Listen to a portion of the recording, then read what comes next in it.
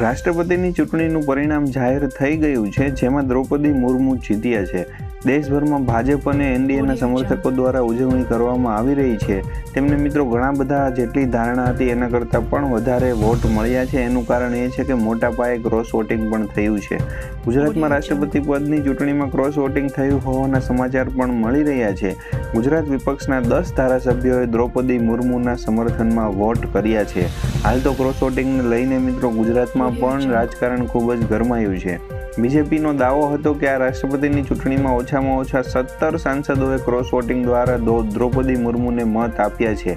એવી પણ દલીલ કરવામાં આવી રહી છે કે ભાજપને મુર્મુના સમર્થનમાં 523 મતોની અપેક્ષા હતી, પરંતુ મતોની ગણતરી દર્શાવે છે કે મુર્મુને 540 સાંસદોના મત મળ્યા છે. આ કેસમાં ઓછામાં ઓછા 17 સાંસદો એવા છે કે જેમણે ક્રોસ વોટિંગ કર્યું છે.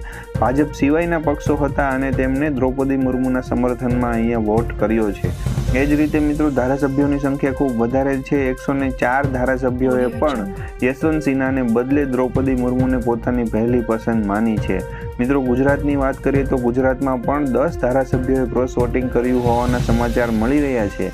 જેમાંના એક કાંધલ જાડેજાએ તો જાહેરમાં કહ્યું હતું કે તેમણે ક્રોસ વોટિંગ કર્યું છે. બાકીના બીજા 9 ધારાસભ્યો એવા છે કે જેમણે ક્રોસ વોટિંગ કર્યું છે. આ સમાચાર કોંગ્રેસ માટે મિત્રો ફરી ચિંતા ઉપજાવનાર છે. થોડા સમય પહેલા કોંગ્રેસે 7 કાર્યકારી અધ્યક્ષ બનાવ્યા હતા. ત્યારે જ લોકો કહી રહ્યા હતા કે કોંગ્રેસમાં આંતરિક વિખવાદ છે એને ડામવા માટે આ નિર્ણય લેવામાં આવ્યો છે. હજી પણ મિત્રો બીજા કદાચ 4 કાર્યકારી અધ્યક્ષ છે એ નિમાઈ શકે છે, જેની ટૂંક સમયમાં જાહેરાત થશે એવા સમાચાર મળી રહ્યા છે. ગુજરાત વિધાનસભાની ચૂંટણી બિલકુલ નજીક છે અને કોંગ્રેસ માટે આ સમાચાર છે એ ખૂબ જ આઘાતજનક છે.